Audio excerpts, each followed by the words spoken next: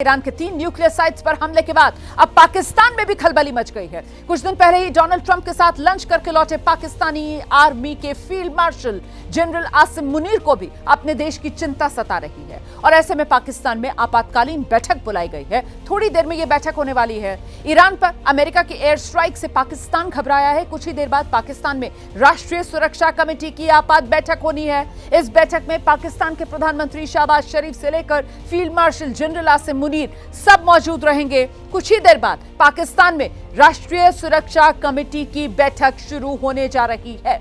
पाकिस्तान किसके साथ, इसको लेकर भी एक असमंजस की स्थिति बनी हुई है, जहां एक तरफ पाकिस्तान की जनता है, पाकिस्तान की आवाम है जो चाहती है कि पाकिस्तान के हुक्मरान जो हैं वो ईरान का साथ दें, वहीं दूसरी तरफ पाकिस्तान के हुक्मरान हैं जो सीधे अमेरिका की गोद में बैठने के चक्कर में अमेरिका के साथ अपनी नजदीकियां बढ़ाने के लिए इस वक्त क्या करें शायद खुद भी नहीं समझ रहे।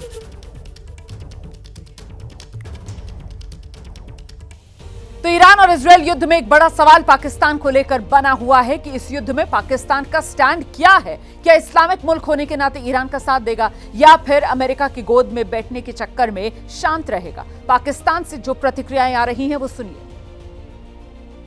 जब अमेरिका अगर ईरान के ऊपर बराह रास्त हमला करेगा, इसराइल को इस तरीके से सपोर्ट करेगा, तो फिर बाकी जो ममालिक हैं वो भी इस जंग में कूदे बगैर नहीं रह सकेंगे, क्योंकि हर किसी को अपनी अपनी पड़ जाएगी। अभी भी इन्होंने 2 दिन पहले बोला है भाई ने, मतलब अजीब बंदा ही है, कभी बोलता कुछ है करता कुछ है। और बहुत ही अफसोस की बात है कि पाकिस्तान इस जैसे बंदे को, जो कि नॉनसेंस किस्म की, जो इसकी ना इसका कोई परमानेंट दोस्त है ना इसका कोई दुश्मन है, whatever he says whatever he wants to do he does, उसको कोई फर्क नहीं पड़ता। इसको हमारे जनाब आसिम मुनीर साहब कह रहे हैं कि इसको नोबेल पीस का जो प्राइज है, अवार्ड है, वो मिलना चाहिए। वाह जी, बस के जाऊं मैं आपके। तो आप ये कह रहे हैं कि ईरान के साथ क्या ताल्लुकात है पाकिस्तान के? ईरान से तो झड़प हुई है, ईरान ने तो हमला किया था पाकिस्तान के ऊपर। वो खुद तो पहले लड़ ले खुमैनी साहब, उसके बाद दूसरों को कहे। अच्छा चलें, ईरान जो है वो तो देखिए आपने जो है ईरान बेच दिया, ईरान के ऊपर जरूर कुछ ना कुछ बातचीत हुई है, ईरान का सौदा कर लिया है और ईरान पे कोई बहुत बड़ा कुछ जो है वो सौदा हो गया है, इस तरह की बातें हो रही हैं। इजराइल ने जितने भी हमले करे सब वायलेशन है।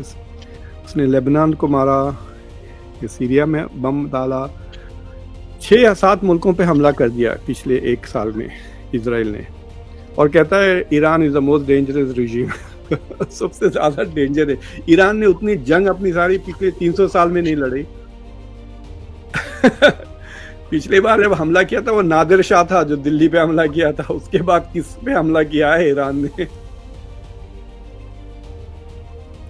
पाकिस्तान जिस समय उसका पड़ोसी जंग में जल रहा है, उस वक्त पाकिस्तान की सड़कों पर पाकिस्तान के आम लोगों की जो राय सामने आ रही है वो भी जरा सुनते चलिए। पाकिस्तान के अवाम फलस्तीन, लबनान, शाम और अब यमन के बाद ईरान पर होने वाली अमरीकी और इसराइली जारियत की मजम्मत कर रहे हैं। हम ये यकीन दिलाते हैं ईरान को कि पाकिस्तान के अवाम ईरान के साथ हैं। हमें उम्मीद है कि ईरान अमरीकियों को भी सबक सिखाने के लिए अपना दिफा का हक इस्तेमाल करेगा। हुकूमत पाकिस्तान को सिर्फ ये कहना चाहूँगी कि देखिए इस जलसे को, इस आवाम को कि जो ना सुन्नी है, शिया है, सब मौजूद है यहाँ पर, लेकिन ये आपको बताना चाह रहे हैं कि हम सब ईरान के साथ खड़े हैं। और आप इस सिचुएशन में ट्रम्प को नोबेल प्राइज देना चाह रहे, जबकि जब से इस हुकूमत में आया है हमने नहीं देखा कि गजा पे कोई बमबारी रुकी हो, हमने नहीं देखा कि उसने फलस्तीन के लिए कुछ किया हो। एक पाकिस्तान और इंडिया की वो जंग कि जिसको पाकिस्तानी अवाम जंग ही नहीं कहती है, उसके सिलसिले में आप उसको नोबेल प्राइज दे रहे हैं, जो इस पूरी दुनिया में मुसलमानों पे जुल्म व बर्बरियत कर रहा है। ये कैसे अमन कायम करने वाले हैं कि जो इंसाफ से काम नहीं लेते? तुम्हें हक है कि तुम एटम बम बनाओ और हमें हक नहीं, जबकि हमारा बरादरी इस्लामी मुल्क तो कब से कह रहा है कि नहीं, हम बनाना चाहते ही नहीं है। कल की बमबारी बता रही है कि ये कोई नया हमला नहीं था, बरादरी इस्लामी मुल्क तैयार था इस हमले के लिए और वो भरपूर तैयारी से जवाब भी देगा। ट्रंप की ना दोगली पॉलिसी है, मैं आपको बताता हूँ। ट्रंप एक दफा जिस तरह पाकिस्तान और इंडिया की 3-4 दिन के लिए जंग जो हुई है, उसके अंदर वो इंडिया को कह रहा है कि आप भी सीज फायर करें, पाकिस्तान को कह रहा है आप भी सीज फायर करें। लेकिन अच्छा, यहाँ पे भी उसने ईरान को बोला है कि ईरान आप खामोश हो जो इस मामले को मैं सुलह मतलब ऑन टेबल लेके आता हूँ, टेबल टॉक करते हैं, लेकिन वो जंगी बेड़े भी भेज रहा है। ठीक है, तो फिर तो उसकी दोगली पॉलिसी है ना। जवाबी कार्रवाई होगी और मैं ये एक्सपेक्ट कर रहा हूँ कि वो जवाबी कार्रवाई करें।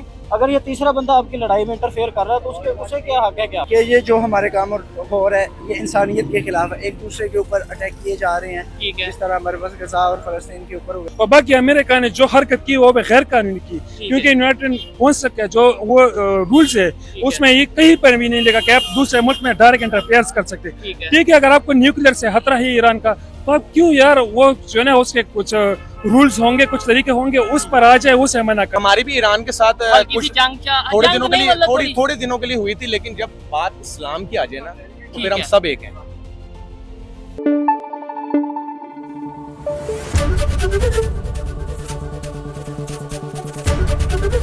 ABP न्यूज आपको रखे आगे।